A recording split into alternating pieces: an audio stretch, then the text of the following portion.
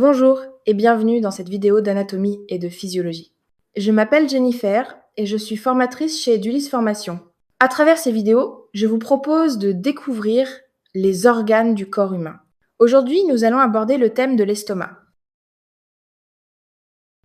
Dans cette séance, nous allons découvrir la localisation de l'estomac, son organisation, son fonctionnement et les conséquences d'un dysfonctionnement gastrique. L'estomac est un organe essentiel du système digestif. Il joue un rôle central dans la transformation des aliments après leur ingestion. Grâce à ses mouvements et à ses sécrétions, il participe à la digestion et prépare les nutriments à être absorbés par l'intestin. L'estomac est situé dans la partie supérieure gauche de l'abdomen, sous le diaphragme.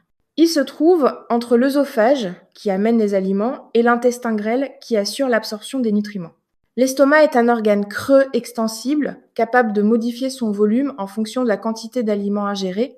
Ses parois sont épaisses et musclées, ce qui lui permet de brasser efficacement le contenu alimentaire. La paroi de l'estomac est composée de plusieurs couches.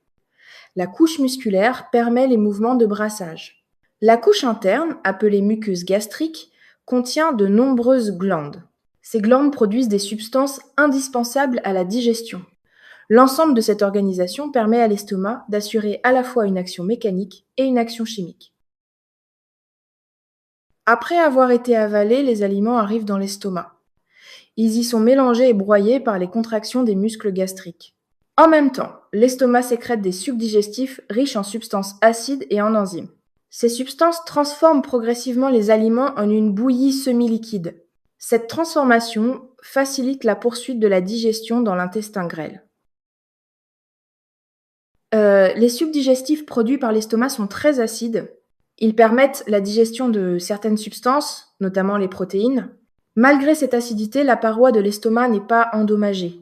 Elle est protégée par une couche de mucus qui empêche l'acide d'attaquer les cellules. Cet équilibre est indispensable au bon fonctionnement de l'estomac. Une fois les aliments partiellement digérés, le contenu de l'estomac est progressivement libéré vers l'intestin grêle. Ce passage est contrôlé afin de permettre une digestion efficace. Dans l'intestin, les nutriments issus de la digestion seront absorbés et passeront dans le sang. L'estomac joue donc un rôle de préparation essentiel avant l'absorption des nutriments. Lorsque l'estomac fonctionne mal, la digestion peut être perturbée. Une production excessive d'acide peut irriter la paroi gastrique. Une altération de la muqueuse peut provoquer des douleurs ou des lésions. Des troubles de la motricité peuvent ralentir ou accélérer la digestion. Ces dysfonctionnements montrent l'importance du bon équilibre entre les actions mécaniques et chimiques de l'estomac. L'estomac ne fonctionne pas de manière isolée. Il travaille en relation avec l'intestin grêle qui assure l'absorption des nutriments.